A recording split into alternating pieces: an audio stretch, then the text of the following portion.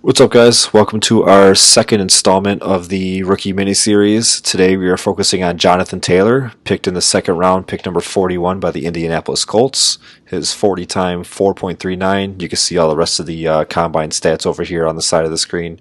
In college, out of Wisconsin, he carried the ball a lot.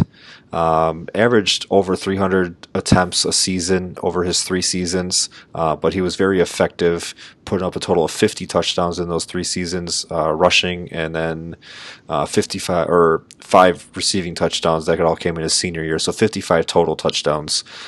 He was personally one of my favorite running backs coming out of the draft. I don't like his landing spot immediately, but long term, I love his landing spot. I'm going to let Jordan take it away, and then I'll get back to me. Yeah, so I think a lot of people had him mocked to the Dolphins in the first round at that 26th pick. So, it was a little surprising. I think he fell a little more than people were expecting. It is worth noting that the Colts did trade up to get him.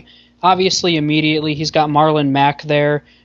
It seems like Nyheim Hines isn't really going to have a role in the immediate future. But Marlon Mack is a free agent after the 2020 season, so I would fully expect Jonathan Taylor to take over after the 2020 season and really have a three-down role. And that's what he's made for. I was looking up a few comparisons that scouts had for him. I've seen DeMarco Murray, Nick Chubb. NFL.com had him as Ryan Matthews with better durability, which I'm not sure if that's a overly promising comparison, but I think he's a true three-down back. I love him in that offense. They have a good young offensive line, which bodes well for his future. I have him as my second running back coming off, or my second overall pick in rookie dynasty drafts. And I think that's a good spot for him. Like I said, it's more of a long-term play. Next season, Marlon Mack's going to be blocking him, and they're probably going to be in a timeshare. But long-term, that's his backfield. So I watched a lot of Wisconsin games. Try to watch as much as I can. Especially, I did a college football fantasy league last year, and Jonathan Taylor was my first pick, so I wanted to kind of just pay attention to him.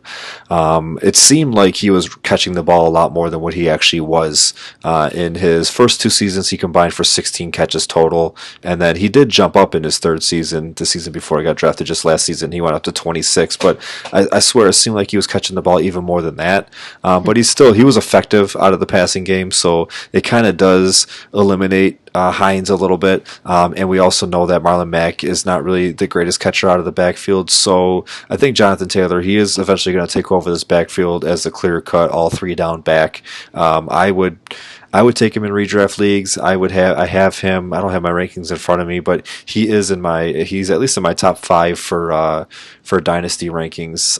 I have a couple second overall picks in a couple of my dynasty leagues, and I'm kind of on the fence with him or another guy that we're going to talk about in another series. But he's the only thing that really worries people, and I know Jordan, you'll agree with this, is his usage. Like I said, he's averaging over 300. He's actually averaging 300 and about 308 catches or 308 touches just in the rushing game over the last 3 seasons. Then add another 42 receptions to that, so he's well over 300 touches. So that's a lot of bodies hitting him because he's not just taking every single ball to the house untouched. So that's a lot of tacklers. That's a lot of linebackers and safeties getting him. That's a lot of going up the middle and getting hit by linemen.